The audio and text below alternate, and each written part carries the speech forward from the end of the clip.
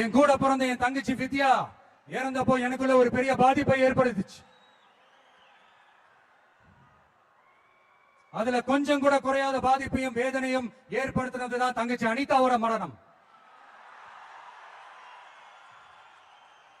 அதுலயும் தகுதி இருந்தும் தடையா இருக்கே இந்த நீட்டு.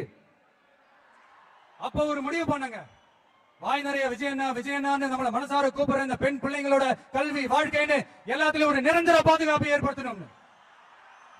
இனிமே கவலைப்படாதீங்க, உங்க மகன், உங்க அண்ணன், உங்க தம்பி, உங்க தோழன், உங்க விஜய் களத்துக்கு வந்துட்டான்.